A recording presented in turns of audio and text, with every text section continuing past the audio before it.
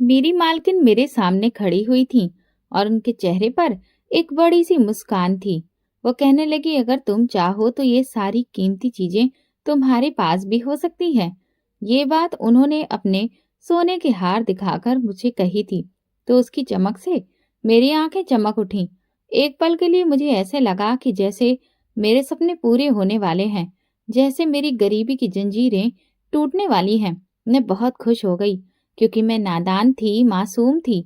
मैं ये नहीं जानती थी कि ये चमकती हुई चीज मेरे लिए एक अंधेरे दलदल का दरवाजा खोल रही है। फिर मालकिन ने मुझे तैयार किया, बहुत महंगे कपड़े पहनाए और चेहरे पर खूब सारा मेकअप किया और मुझे अपने साथ होटल लेकर गई। मेरे दिल में भी डर था और उम्मीद भी थी कि शायद अब सब कुछ ठीक हो जाएगा। लेकिन मुझे क्या मालूम था कि ये एक मामूली सी रात नहीं है, बल्कि ये मेरी पूरी जिंदगी बदल देने वाली रात है। बस एक बिजनेस मीटिंग है और तुम्हें वहां पर कुछ सवालों के जवाब देने हैं, मैडम ने बड़े ही नरमी से कहा। मगर उनकी आंखों में एक अजीब सी चमक थी, जैसे वहां कोई ऐसा राज वो जानती हो जो मैं नहीं जानती थी। मुझे एक खास कमरे में भेज दिया गया। मैंने दरवाजा खोला और सामने जो इंसान बैठा था, उसकी नजरें मुझ पर जम गईं।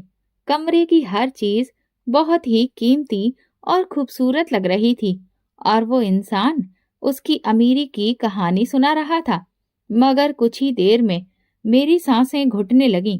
मैंने खुद को बचाने की बहुत कोशिश की, मगर जब मैं वापस लौटी तो मैं गुड़िया नहीं थी जो होटल जाने से पहले थी। मैं एक बेजान लाश की तरह थी, जिसकी रूह जैसे कहीं खो चुकी हो। उसके बाद मैडम ने मेरे लिए दरवाजे बंद कर दिए और मैं सिर्फ एक कठपुतली बन चुकी थी। मुझे मजबूर किया जाने लगा। मेरी हर चीज, हर गुजारिश बेकार साबित हुई। मेरा हर आंसू बेकार हो गया। मैं जो एक रात का सौदा समझकर उस होटल में गई थी, अब वो मेरे लिए एक कभी भी ना खत्म होने वाला बड़ा सा जाल बन चुका था।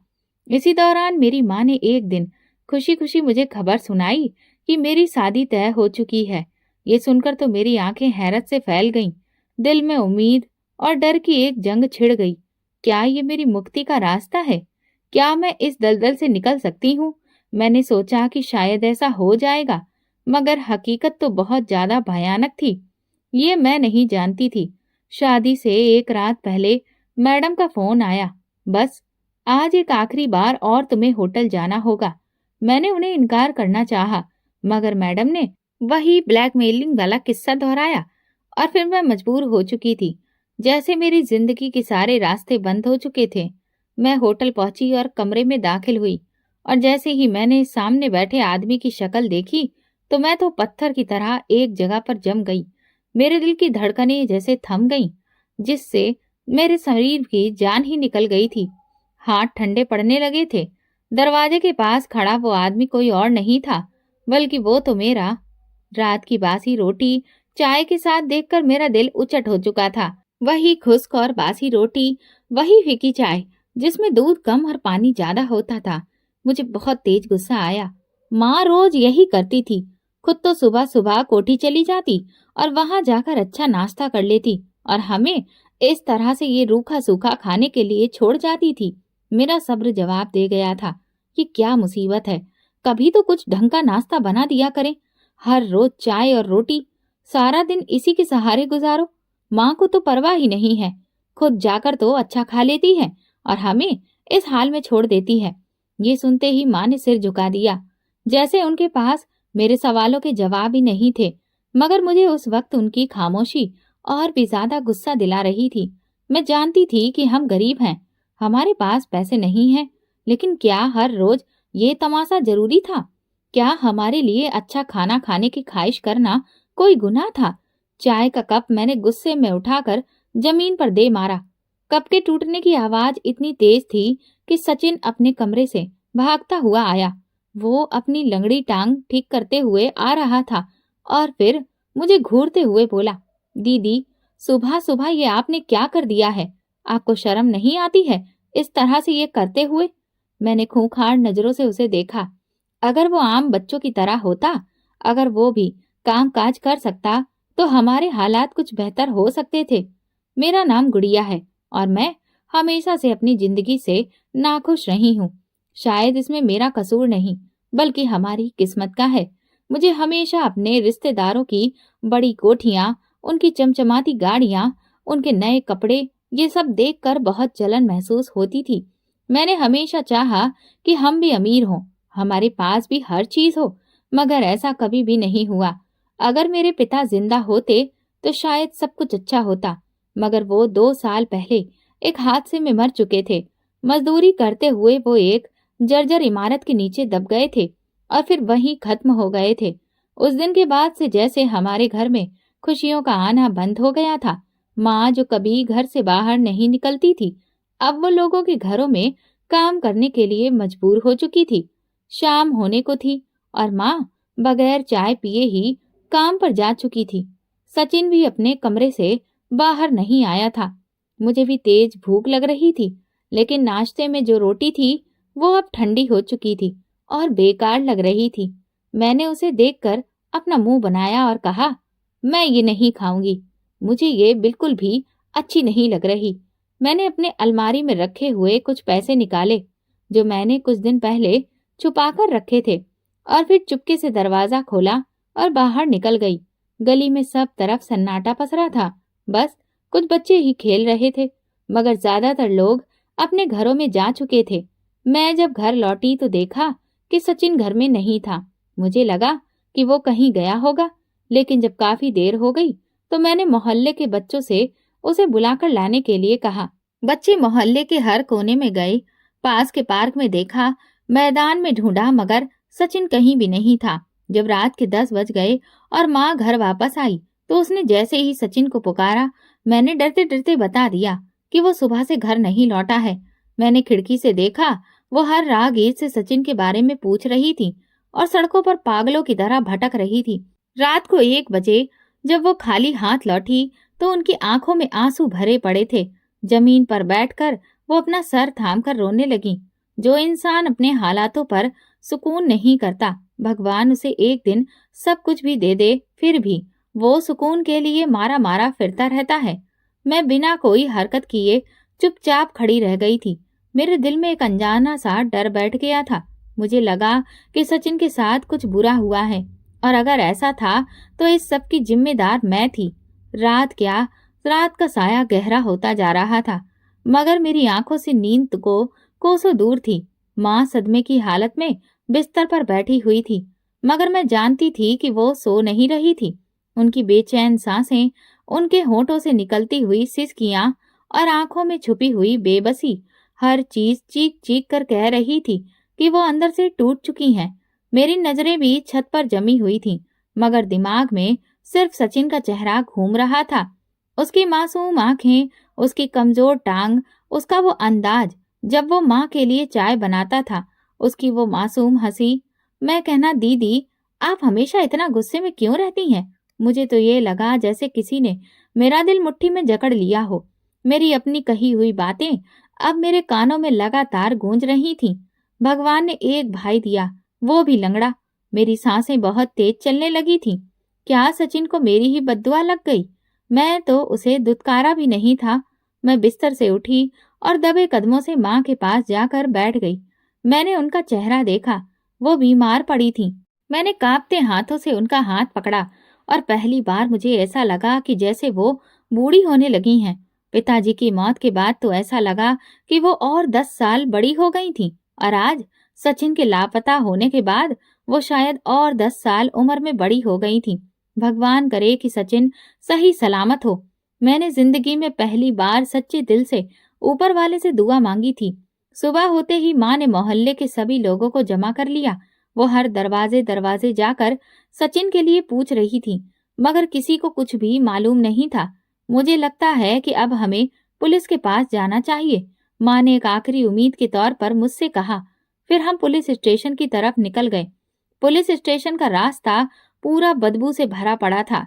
ऐसा लग रहा था कि जैसे कई दिनों से वहां पर सफाई ही नहीं हुई हो। एक सिपाही ने हमें बाहर ही रुकने का इशारा किया और फिर वो कुर्सी पर बैठते हुए बड़ी ही बेरुखी से बोला, हाँ बताओ, क्या मामला है? माँ ने कांपती हुई आवाज में सचिन के बारे में बताया। सिपाही ने कुछ सवाल बड़ी ही बेरुखी से पूछे और फिर रजिस्टर में कुछ लिखकर वो कहने लगा, ठीक है, हम देखेंगे, अगर कहीं से कोई जानकारी मिलती है तो बता देंगे। लेकिन आपको तो पता है ना, बड़े शहरों में रोज दर्जनों बच्चे गायब हो जाते हैं और फिर अक्सर ऐसा होता है कि वो इधर उधर घूम फिर के खुद ही वापस आ जाते हैं। माँ ने तुरंत कहा, मगर मेरा बेटा तो ऐसा नहीं है, वो भला कहाँ जा सकता है? माँ की आवाज में बेबसी थी। सिपाही ने बड़े ही थके हुए लहजे में कहा, हो सकता है कि किसी ने उसे अगवा कर लिया हो, या फिर ये भी हो सकता है कि वो खुद ही कहीं निकल गया हो। ज्यादातर गुमशुदा बच्चे या तो किसी गिरोह के हत्थे चढ़ जाते हैं या फिर वो किसी हादसे का शिकार हो जाते हैं। मैंने माँ की तरफ देखा, वो रो रही थी। मेरा दिल चाहा कि मैं उस सिपाही का गिरेबान पकड़कर कहूं कि ये सब मेरी वजह से हुआ है, सचिन मेरी वजह से घर से गया है, लेकिन मैं कुछ भी नहीं कह सकी। मैंने माँ को सहारा दिया। फिर हम पुलिस स्टेशन से बाहर आ गए। रात को माँ की हालत और भी ज्यादा बिगड़ गई। उनका पूरा शरीर बुखार से तप रहा था और वो बार बार सचिन का नाम ले रही थी। बेटा, सचिन को ढूंढ लो, मेरा बच्चा न जाने कहाँ भूखा प्यासा घूम रहा होगा। धीरे धीरे माँ की तबीयत बिगड़ने लगी। इस वजह से उनका काम पर जाना बंद हो गया, जिससे हमारे घर का खर्चा चल पाना बहुत मुश्किल हो गया था। और इधर कोई भी हमें मदद देने को तैयार नहीं था। माँ बोली, बेटी, हमारे घर के हालात तो देखो, अब हम बहुत मुश्किल में हैं। जब मुझे कोई भी रास्ता नहीं सूझा तो हर तरफ से मायूस होकर मैं माँ की एक जानने वाली के पास गई, जो कोठी में काम करती थी। मैंने रोकर उससे कहा, आंटी, मुझे आप किसी काम पर ले चलिए, मेरी माँ बीमार है, सचिन भी लापता है, घर में खाने को कुछ भी नहीं है, मैं काम करना चाहती हूँ। उन्होंने मुझे ऊपर से नीचे तक ध्यान से देखा, फिर हमदर्दी से बोली, तुमने पहले कभी नौकरी नहीं की है ना? मैंने अपना सिर हिला दिया। वो बोली, ठीक है, मैं तुम्हें एक अच्छी जगह काम पर लगवा दूंगी, लेकिन देखो, वहां के तौर तरीके तुम्हें समझने पड़ेंगे। बड़ी कोठी है, बड़े लोग आते हैं, वहां तुम्हें काम भी बहुत कायदे से करना होगा और मालकिन की सारी बातें भी माननी होंगी। मैं तुम्हारी मदद करूंगी, तुम्हें अब फिक्र करने की और काम की कोई भी जरूरत नहीं है, बस वहां के सारे नियम कानून पर अमल करना होगा। मैंने सर हिलाया। फिर वो मुझे एक मालकिन के पास ले गई। उसकी मालकिन का अंदाज इतना नरम था कि मुझे लगा जैसे मुझे कोई सहारा मिल गया हो। मैं जल्दी जल्दी वहां काम सीख लिया। यहाँ पर बस मेहमानों की खातिरदारी करनी होती थी, उनके लिए चाय पानी रखना और मालकिन की मदद करना होता था। लेकिन मुझे ये काम अच्छा लगने लगा था। मैं रोज मालकिन को तैयार होते हुए देखती, उनके कीमती कपड़े, उनके गहने, उनका अंदाज, मैं तो उनकी दीवानी सी होने लगी थी। एक दिन मैंने उनकी गैर मौजूदगी में उनका एक जेवर उठाया और उसे पहनकर आईने में देख रही थी कि अचानक से दरवाजा खुला। मैं घबराकर पीछे हट गई, मगर मालकिन मुझे देखकर मुस्कुराने लगी। वो बोली, तुम चाहो तो ये सब कुछ तुम्हारा भी हो सकता है, बस तुम्हें एक काम करना होगा। मैंने हैरत से मालकिन की बात सुन रही थी। उन्होंने मेरे कंधे पर हाथ रखा और बड़े ही धीरे से मुस्कुराकर कहा, बस छोटा सा काम होगा और फिर तुम ऐश की जिंदगी गुजारोगी। ये सुनकर मेरी आंखें चमक उठी। मैंने कहा, कौन सा काम मालकिन? ये मेरी जिंदगी में पहली बार था कि मैं इतने कीमती जेवर को इतने करीब से देख रही थी। उनकी सुनहरी चमक मेरी आंखों को बहुत पसंद आ रही थी। मेरी सांसें तेज हो गईं। ये बहुत खूबसूरत है, मैंने एक बार फिर से कहा तो मालकिन मुस्कुराने लगी। वो बोली, ये तुम्हारा हो सकता है, बल्कि ये तो कुछ भी नहीं है। अगर तुम मेरा कहा मानोगी तो फिर तुम भी बिल्कुल हमारे जैसी ही जिंदगी गुजार सकती हो। बड़े घरों में जा सकती हो, अच्छे कपड़े पहन सकती हो, महंगे गहने खरीद सकती हो। बस एक छोटा सा काम करना होगा। मेरे दिमाग में अब और ज्यादा उलझन बढ़ गई थी। मालकिन कैसा काम? मैंने धड़कते हुए दिल के साथ पूछा। मालकिन कुर्सी पर बैठी, टांग पर टांग रखकर अपने लंबे नाखूनों को देखते हुए बोली, देखो गुड़िया, हमारे जैसे लोगों के पास सब कुछ होता है, मगर बस वक्त नहीं होता। बड़े लोग अपनी जिंदगी में बहुत व्यस्त होते हैं, बिजनेस मीटिंग्स, होटलिंग, पार्टियों में वो अपना वक्त गुजारते हैं। उनके मेहमान भी बहुत बड़े होते हैं और उन्हें खुश करने के लिए, उनका दिल बहलाने के लिए कभी-कभी किसी खूबसूरत चेहरे की जरूरत भी पड़ती है। मुझे उनकी कोई भी बात समझ नहीं आई। मालकिन, मैं कुछ समझी नहीं। उन्होंने ध्यान से मुझे देखा, फिर नरमी से बोली, बस एक दो बार तुम्हें होटल में जाना होगा और तुम्हें वहां कुछ खास काम नहीं करना है। बस हमारे मेहमानों के साथ अच्छा वक्त गुजारना होगा। उसके बदले तुम्हें अच्छे पैसे भी मिलेंगे, तोहफे भी मिलेंगे और सबसे बढ़कर तो इज्जत मिलेगी। उनका ये आखिरी वाक्य सुनकर मेरे अंदर जैसे तूफान उठा। इज्जत? ये कौन सी इज्जत थी जिसके बदले मुझे अपनी खुद की इज्जत बेचनी थी? ये कैसा काम है? मालकिन, मेरी आवाज कांप रही थी। मालकिन की आंखों में चमक आई। वो धीरे से मेरे करीब आई और फिर बोली, यही तो असली दुनिया है गुड़िया, दौलतमंद लोगों की दुनिया। तुम्हें हमेशा रोटी के कुछ टुकड़ों के लिए तरसना है, या तुम चाहती हो कि तुम्हारे हाथ में सोने के कंगन हो? मुझे तो ये लगा जैसे मेरे कदमों के नीचे से जमीन खिसक रही हो। अगले दिन मैं बंगले में चुपचाप काम कर रही थी, मगर मेरा दिमाग अपनी ही परेशानी में उलझा हुआ था। मालकिन ने रात को मेरे हाथ में कुछ पैसे रखे थे और कहा था कि ये तो सिर्फ शुरुआत है। अगर तुम तैयार हो तो कल शाम मेरे साथ होटल चलो, तुम्हारी जिंदगी पूरी तरह से बदल जाएगी। क्या सच में? मेरे हाथ में अब कुछ 1,000 रुपए थे, जो शायद माँ की दवाई और कुछ दिन के खाने के लिए काफी थे। सचिन लापता था और मेरी माँ बीमार थी और इधर मैं जिंदगी की मुश्किल में फंसी हुई थी। मैंने सोचा कि आखिर इसमें नुकसान क्या है, मैं सिर्फ होटल जाकर मालकिन की किसी मेहमान से बात ही तो करूंगी। अगर मुझे अच्छा नहीं लगा तो फिर मैं वहां से वापस आ जाऊंगी। यही सोचकर मैंने खुद को निश्चिंत कर दिया। मैं तो सिर्फ माँ और सचिन के लिए ये सब कर रही हूँ। मैंने खुद को तसल्ली दी, लेकिन मेरे दिल के किसी कोने में एक आवाज अभी भी मुझे सतर्क कर रही थी। शाम के वक्त मालकिन ने मुझे तैयार होने के लिए कहा। मैंने बंगले के ड्रेसिंग रूम में जाकर खुद को आईने में देखा। मेरे सामने गुड़िया खड़ी थी, मगर आज वो कुछ अलग लग रही थी। ऐसा लग रहा था कि जैसे गरीबों का दाग धुल गया था, जैसे मैं भी किसी अमीर परिवार की लड़की हूँ। ये कपड़े पहन लो। मालकिन ने एक बहुत ही महंगा चमचमाता हुआ ड्रेस मेरी तरफ बढ़ाया। मैंने वो ड्रेस हाथ में लिया। वो बहुत ही मुलायम और खूबसूरत था, मगर मेरे दिल में एक अजीब सा बोझ बढ़ता जा रहा था। चलो जल्दी करो, वक्त हो गया है, मालकिन ने कहा और मैंने धीरे से ड्रेस पहना। फिर से खुद को आईने में एक बार देखा। क्या ये मैं ही हूँ या फिर कोई और है? मुझे तो यकीन ही नहीं हो रहा था। गाड़ी में बैठते वक्त मेरे हाथ पसीने से भीग रहे थे। रिलैक्स हो जाओ गुड़िया, मालकिन ने मेरे हाथ थपथपाए। ये सब तुम्हारी भलाई के लिए है। मैं खामोश रही। गाड़ी शहर के एक मशहूर होटल के सामने जाकर रुकी। दरवाजे पर खड़े गार्ड ने झुककर सलाम किया, जैसे हम कोई खास मेहमान हो।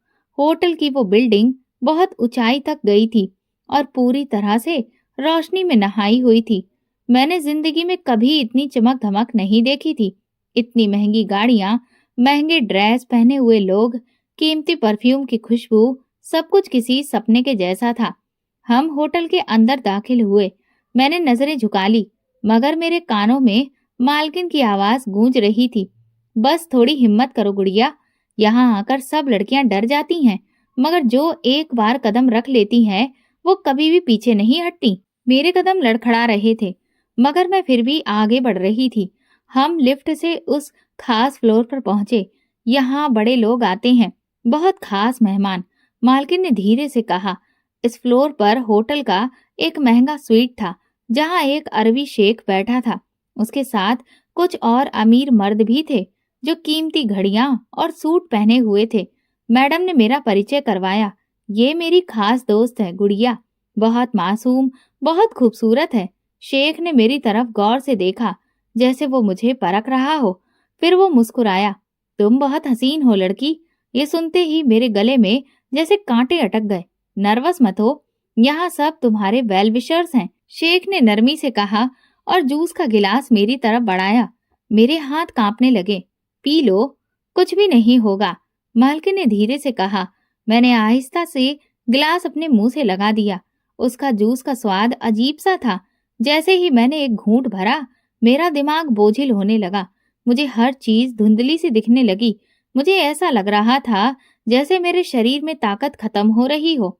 मैं खुद को संभालने की कोशिश कर रही थी, मगर सब कुछ धुंधला हो गया था और फिर पूरी तरह से अंधेरा छा गया। जब मुझे होश आया तो मेरा शरीर जैसे किसी बोझ तले से दबा हुआ था। आंखें खोलने की हिम्मत ही नहीं हो रही थी, मगर मेरे कानों में होटल के बाहर की हल्की हल्की आवाज आ रही थी। सर में बुरी तरह से दर्द था, जैसे किसी ने मेरे होशो हवास छीन लिए हो। मैंने धीरे धीरे आंखें खोली। सामने छत का झूमर हल्की हल्की रोशनी दे रहा था। जब मैंने नजरें इधर उधर दौड़ाई तो देखा कि मैं एक बड़े महंगे होटल के कमरे में थी। मेरा सर भारी था, शरीर में जान नहीं थी और कपड़े बिखरे हुए थे। या ये कहूँ कि मैं कहाँ हूँ। और फिर जैसे यादों का दरवाजा खुल गया, मैंने खौफ से तकिए के नीचे अपना हाथ रखा, जैसे वहां से कोई भी चीज अपने सुरक्षा के लिए मैं निकाल सकूं।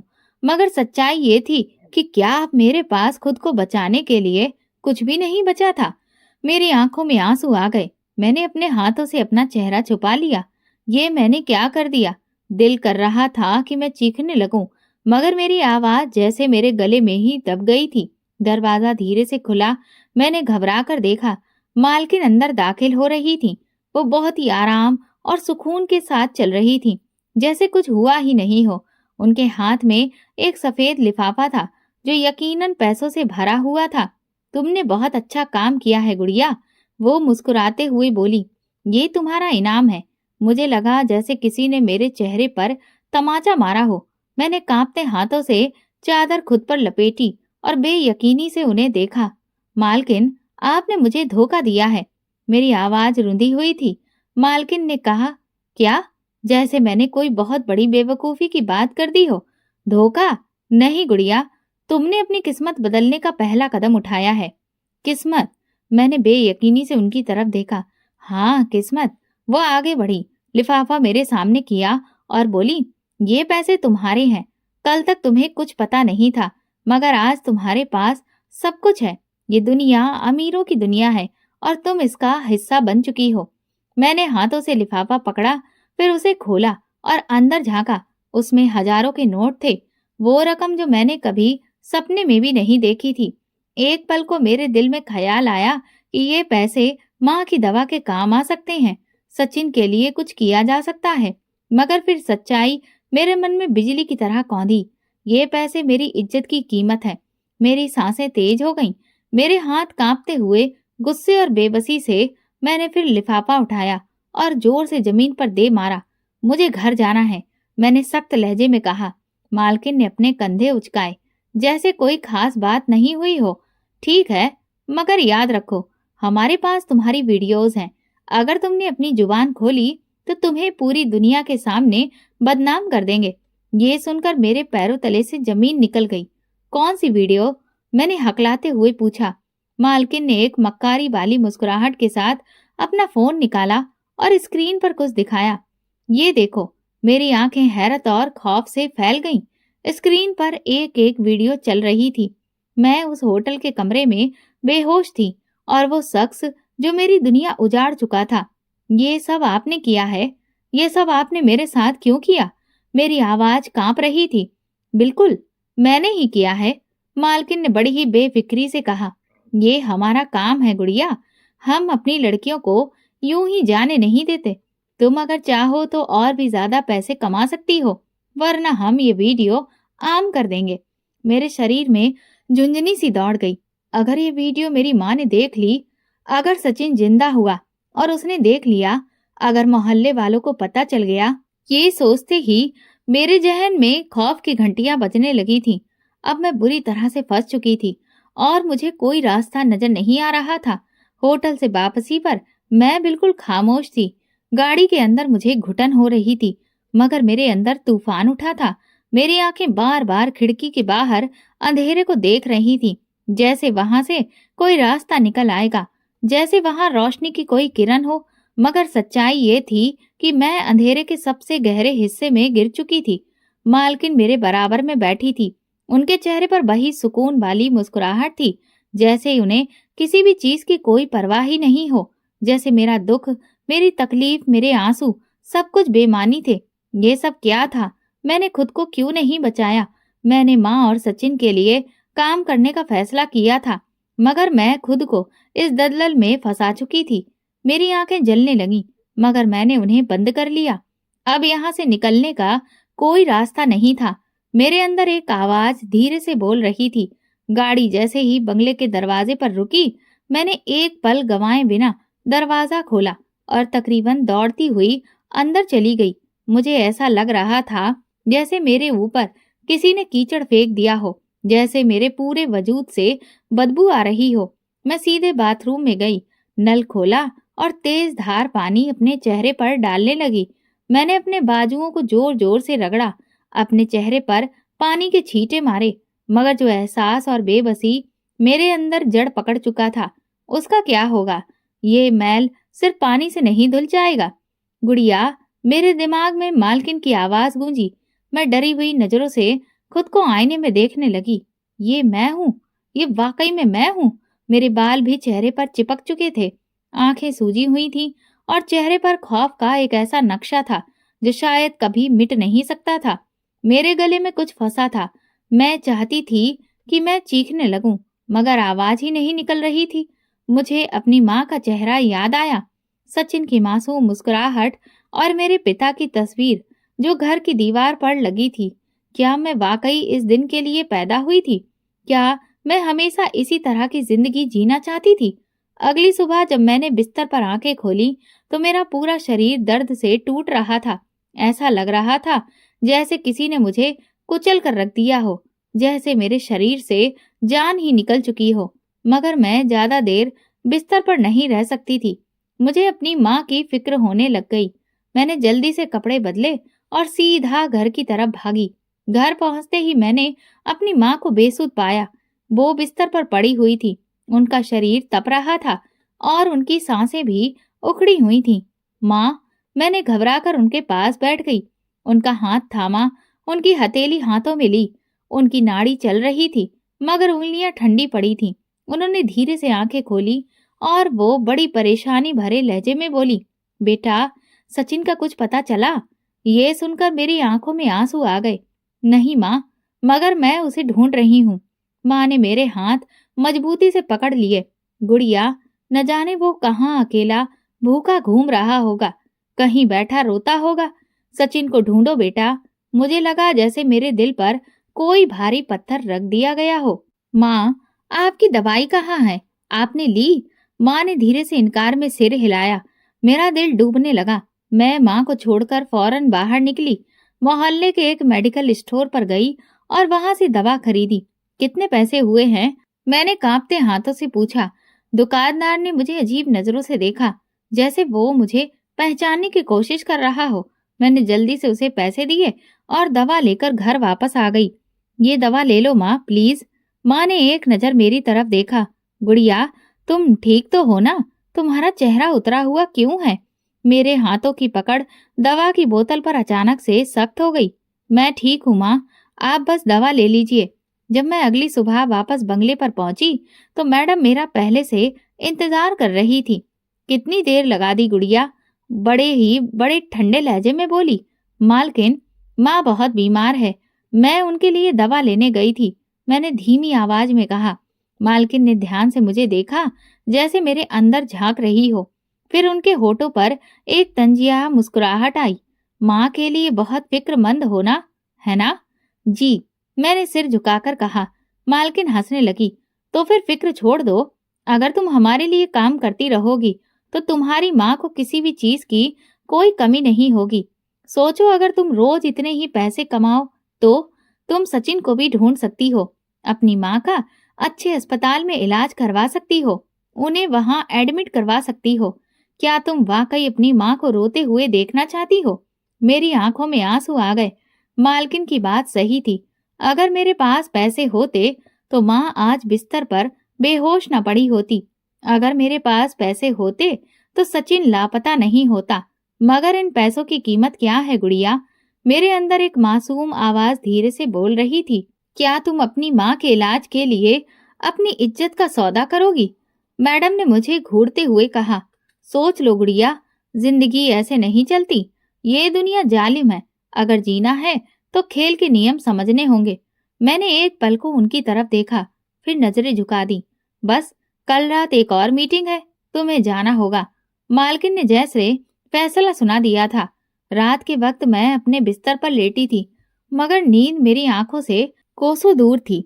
मैंने छत की तरफ देख रही थी, अंधेरे में घूरते हुए खुद से ही सवाल करती रही, क्या सच में मेरे पास अब कोई रास्ता नहीं है? क्या सच में मैं इस दलदल से बाहर नहीं निकल सकती? मेरी आंखों में आंसू आ गए। क्या सचिन यहाँ होता तो वो मेरा हाथ थाम लेता, मुझे बताता कि सब कुछ ठीक हो जाएगा। मगर सचिन कहीं नहीं था और मैं अंधेरे में डूब चुकी थी। क्या सच में मेरी जिंदगी का अब यही रास्ता था? क्या वाकई मुझे इस गंदगी में अब पड़ना ही होगा? ये सवाल मेरे मन में बार बार आ रहे थे, मगर जवाब कोई भी नहीं था। अगर मैं यहाँ से निकलना चाहूँ तो क्या कोई रास्ता मेरे लिए बना है? लेकिन सच्चाई ये थी कि वापसी का दरवाजा कब का बंद हो चुका था। मैं जितना बचने की कोशिश करती, उतना ही गहरे दलदल में फंसती जा रही थी। रात जब मैं बंगले से वापस आई तो माँ की हालत और भी ज्यादा बिगड़ चुकी थी। वो तकरीबन बेहोशी में ही थी। उनका शरीर कमजोर पड़ चुका था। बेटा, गुड़िया, मैंने जल्दी से पानी का गिलास उठाया और उनके होठों से लगाया। माँ, प्लीज कुछ खा लीजिए। माँ ने मेरी तरफ देखा। उनकी आंखों में वो चमक अब बाकी नहीं रह गई थी। बेटा, सचिन आया? मुझे लगा जैसे किसी ने मेरे दिल पर भारी पत्थर रख दिया हो। नहीं माँ, मेरी आवाज गले में रुंध गई। माँ की आंखों में आंसू आ गए। वो आ जाएगा ना? मैंने उनकी कमजोर हथेली थाम ली। हाँ माँ, सचिन जरूर आएगा। अगले दिन मैंने एक डॉक्टर को बुलाया। जब उसने माँ का चेकअप किया तो बड़े ही परेशानी के साथ बोला, ये बहुत कमजोर हो चुकी हैं। उनके शरीर में कई तरह की कमियां हो गई हैं। ये बहुत ज्यादा टेंशन ले रही हैं, जिसकी वजह से उनकी हालत बिगड़ रही है। अगर इनका जल्दी से इलाज नहीं किया गया तो फिर उनकी जान को खतरा हो सकता है। ये सुनकर मेरे पैरों तले से जमीन निकल गई। इलाज का खर्च क्या होगा डॉक्टर साहब? डॉक्टर ने अंदाजा लगाते हुए कहा, कम से कम 20 से 25 हजार रुपए तो लगेंगे ही, और इन्हें अच्छी खुराक भी चाहिए। मेरी आंखों में बिजली दौड़ गई। इतने पैसे कहाँ से आएंगे? मेरी जेब में कुछ रुपए थे जो शायद माँ के लिए 2 दिन के खाने के लिए काफी होते, मगर इलाज के लिए मैं इतने पैसे कहाँ से लाऊं? मैं माँ के सिरहाने बैठ गई और उनके माथे पर हाथ रखकर कहा, माँ आप फिक्र ना करें, मैं सब ठीक कर दूंगी। मगर कैसे?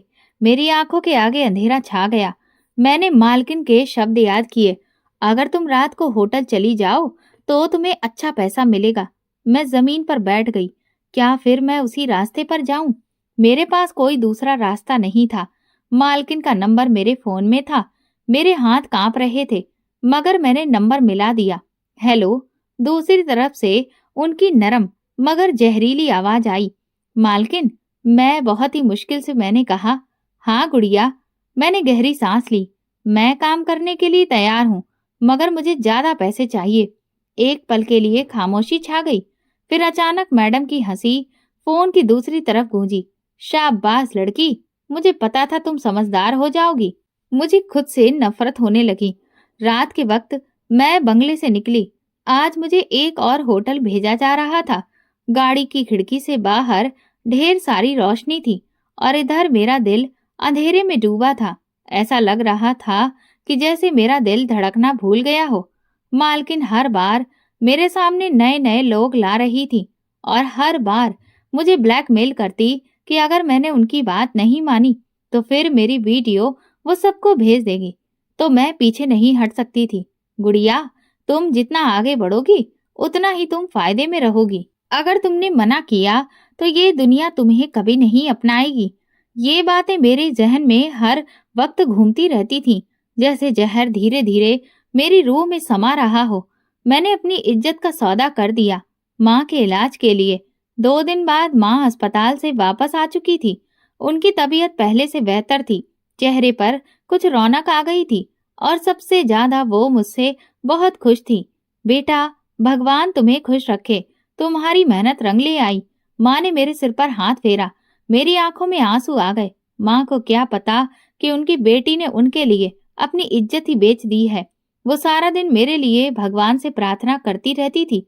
मोहल्ले वालों को बड़े ही गर्व से बताती कि मेरी गुड़िया बहुत मेहनती है, वो एक फैक्ट्री में काम कर रही है। मैं सिर्फ खामोशी से सिर झुका लेती। मैं दरवाजे के पास खड़ी थी और सामने वो आदमी था जो आज का मेहमान था, एक वयस्क उम्र का आदमी जो शिकार के कस लेते हुए सोफे पर बैठा था।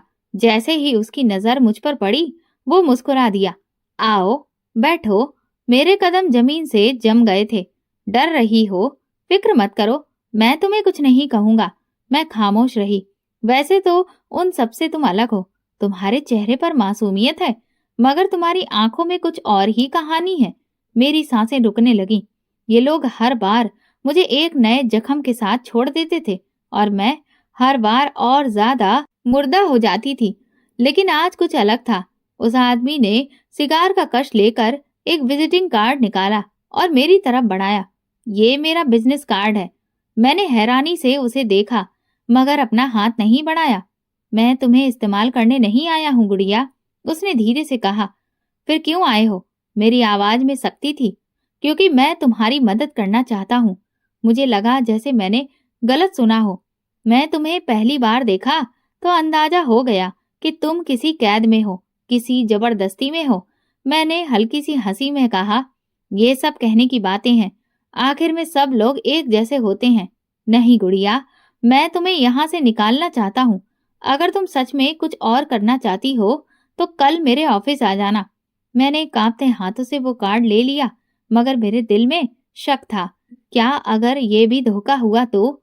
अगले दिन मैंने बहुत सोचने के बाद उस आदमी के ऑफिस जाने का फैसला किया। शायद ये वाकई मेरी मुक्ति का रास्ता हो। मैं सही समय पर एक शानदार बिल्डिंग में दाखिल हुई। वहां रिसेप्शन पर बैठी लड़की ने मुझे उस ऑफिस की तरफ इशारा किया। दरवाजा खोला तो वो आदमी अपनी कुर्सी पर टेक लगाए बैठा था।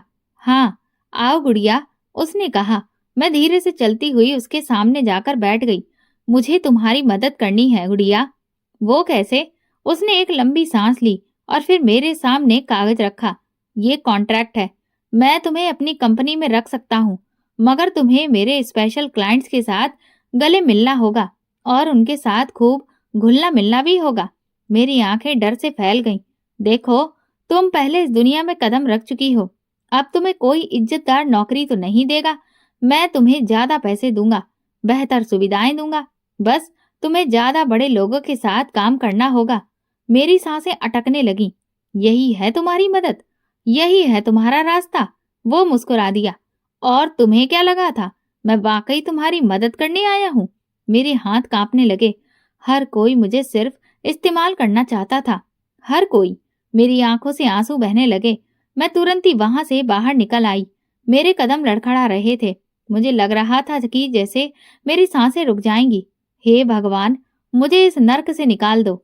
मैंने रोते हुए हाथ उठा लिए। मैं गुनाहगार हूँ, मगर तुम तो दरिया दिल हो। मैं कमजोर हूँ, मगर तुम तो सब कुछ ठीक कर सकते हो। मुझे बचा लो। सुबह का वक्त था। मैं अभी बंगले में काम कर रही थी कि माँ का फोन आया। गुड़िया, जल्दी घर आ जाओ, तुमसे कुछ जरूरी बात करनी है। माँ की आवाज में एक अलग सी खुशी थी जो बहुत दिनों बाद सुनने को मिली थी। मेरे दिल में अजीब सा एहसास हुआ। मैंने तुरंत काम छोड़ दिया और घर की तरफ भागी। क्या हुआ होगा? माँ इतनी खुश क्यों लग रही है? घर पहुंचकर देखा कि माँ के साथ उनकी एक रिश्तेदार बैठी हुई थी। माँ ने मेरी तरफ देखा और खुशी से खिल उठी। बेटा, बधाई हो, तुम्हारे लिए एक अच्छा रिश्ता आया है। माँ ने खुशी खुशी कहा। मेरा दिल जोर से धड़कने लगा। रिश्ता? किसका? एक इज्जतदार घराना है। लड़का मीडिया में काम करता है, बहुत अच्छा कमाता है, शरीफ परिवार से है। मुझे तो ऐसा लगा जैसे किसी ने मेरे पैरों तले से जमीन खींच ली हो। माँ, मैं इस काबिल नहीं हूँ। मेरी आवाज लड़खड़ा रही थी। माँ ने मेरा हाथ थाम लिया। बेटा, ये भगवान की मेहरबानी है। शायद यही तेरे लिए इस गरीबी से छुटकारा पाने का रास्ता हो। मेरी आंखों में आंसू आ गए। मैं माँ को सच नहीं बता सकती थी। क्या ये रिश्ता मेरे अतीत को जानकर भी मुझे कबूल करेगा? देखते ही देखते शादी की तारीख तय हो गई। मेरी सारी जिंदगी जैसे एक उलझन में फंस चुकी थी। मैं खुश भी थी, लेकिन मैं डरी हुई भी थी। अगर मेरा अतीत सामने आ गया तो, अगर मेरे होने वाले पति ने सब कुछ जान लिया तो। माँ को यकीन था कि मैं एक चरित्रवान लड़की हूँ और मैं उस यकीन को तोड़ नहीं सकती थी। शायद भगवान ने मुझे एक दूसरा मौका दिया है। मैंने दिल ही दिल में प्रार्थना की।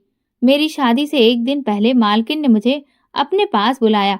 मालकिन, मैं आज काम पर नहीं आ सकती, कल मेरी शादी है, मैंने डरते डरते कहा। मालकिन ने गहरी नजरों से मेरी तरफ देखा, फिर एक जहरीली मुस्कुराहट के साथ बोली, अरे वाह, बधाई हो गुड़िया। मैंने नजरें झुका ली। लेकिन शादी से पहले बस आज एक आखिरी बार तुम्हें होटल जाना होगा। मेरा दिल धड़कने लगा था। मैं अब और ये सब नहीं कर सकती थी। मालकिन ने कहा, ये तुम्हारे हाथ में नहीं है मेरी जान। तुम भूल गई हो कि हमारे पास तुम्हारी वीडियोस हैं। अगर तुमने इनकार किया तो तुम्हारी इज्जत की अर्थी निकाल दी जाएगी। मुझे लगा जैसे मेरे पैरों तले से जमीन निकल गई है। ये मेरा आखिरी दिन है, इसके बाद मैं कभी वापस नहीं आऊंगी। मैंने खुद से वादा किया। होटल के शानदार कमरे में दाखिल होते ही मुझे एक अजीब सा एहसास हुआ। सामने कुर्सी पर कोई बैठा था और जैसे ही मेरी नजरें उठी, मेरी दुनिया हिल गई। ये तो मेरा होने वाला पति था। मेरी आंखें डर से फैल गईं। दिल की धड़कन सीने से बाहर आने के लिए थी। वो कुर्सी पर बैठा था, सफेद शर्ट के साथ काले रंग का कोट पहने हुए। आंखों में हैरत और गुस्सा था। मुझे चक्कर आने लगे। तुम? उसकी आवाज बिल्कुल कटीली सी बर्फ की तरह ठंडी थी। मेरी जुबान जैसे चल ही नहीं रही थी। ऐसा लगा कि जैसे मेरी जुबान को लकवा मार गया हो। अचानक एक जोरदार धमाके से दरवाजा खुला और पुलिस अंदर आ गई। हाथ ऊपर कर लो, सब अपनी जगह पर खड़े रहो। पुलिस अफसर की आवाज तेज गूंजी। मालकिन का चेहरा उतर गया। उनके होंठ कांप रहे थे। ये सब क्या हो रहा है? उसने घबराई हुई आवाज में पूछा, मगर पुलिस ने उसे मौका ही नहीं दिया। हमें खबर मिली थी कि यहाँ मासूम लड़कियों को धोखा देकर धंधे में धकेला जा रहा है। अब तुम्हारे खेल का वक्त खत्म हो चुका है। पुलिस ने सब लड़कियों को सुरक्षा के साथ बाहर निकाला है, लेकिन मैं अपनी जगह सदमे में खड़ी रही। मेरे होने वाले पति ने मेरी तरफ देखा, फिर पुलिस अफसर से कुछ कहा और मेरी तरफ बढ़ा। चलो गुड़िया, उसने धीरे से कहा। गाड़ी में गहरी खामोशी छाई हुई थी। मेरे हाथ पसीने से भीग चुके थे। मेरा दिल तेजी से धड़क रहा था। तुमने सब कुछ जानकर भी मुझे वहां से क्यों निकाला? उसने गाड़ी नहीं रोकी, बस सीधा देखता रहा, क्योंकि मैं जानता हूँ कि तुम वहां अपनी मर्जी से नहीं थी। तुम्हारी आंखों में डर था, लालच नहीं। मेरी आंखों से आंसू बहने लगे। घर पहुंचकर मैं अपनी माँ से लिपटकर रोने लगी। बेटा क्या हुआ? माँ ने परेशान होकर पूछा। माँ, कुछ मत पूछिए, बस भगवान का धन्यवाद कीजिए। अगले दिन सबके हैरानी के बावजूद भी हमारी शादी हो गई। तुमने सब कुछ जानकर भी मुझसे शादी क्यों की? मैंने उससे पूछा। उसने मेरी तरफ संजीदगी से देखा और कहा, क्योंकि मैंने तुम्हारी आंखों में मासूमियत देखी है। तुम उस गुनाह में गई थी, मगर तुम्हारी नीयत में कोई गुनाह नहीं था। तुम्हें धोखा दिया गया था, तुम मजबूर थी, और मैं समझता हूँ कि हर इंसान को एक दूसरा मौका मिलना चाहिए। ये सुनकर मेरी आंखों में आंसू आ गए। मुझे तो यकीन ही नहीं हो रहा था कि मैं इतनी किस्मत वाली हूँ कि मुझे इतना समझदार पति मिला था, जिसने मेरे चरित्र को हथियार बनाकर मुझ पर कोई भी वार नहीं किया, बल्कि उल्टा मेरी इज्जत की सुरक्षा की। मैं कितनी भाग्यशाली हूँ कि मुझे ऐसा पति मिला। मैंने अपने पति के साथ मिलकर मालकिन और उसके जैसे कई घिनौने लोगों के खिलाफ गवाही दी। बहुत बड़ी कार्रवाई हुई और कई मासूम लड़कियों को बचा लिया गया। इस बीच सचिन भी हमें मिल गया था। वो किसी एनजीओ में था, जहां एक भले इंसान ने उसे पनाह दी थी। अब मेरी जिंदगी बदल चुकी थी। मैंने अपने अतीत को पीछे छोड़ दिया था, मगर उसकी कड़वी यादें हमेशा मेरे दिल में मौजूद रहेंगी। मैंने अपने पति के साथ एक नई जिंदगी की शुरुआत की। दोस्तों, अगर आपको हमारी कहानी पसंद आई हो तो कमेंट करके जरूर बताइएगा और वीडियो को लाइक करके ज्यादा से ज्यादा जरूर शेयर करें। चैनल पर नए हैं तो सब्सक्राइब करें और हाँ, नोटिफिकेशन बेल को जरूर दबाएं ताकि अगली अपडेट सबसे पहले आपको मिले। धन्यवाद।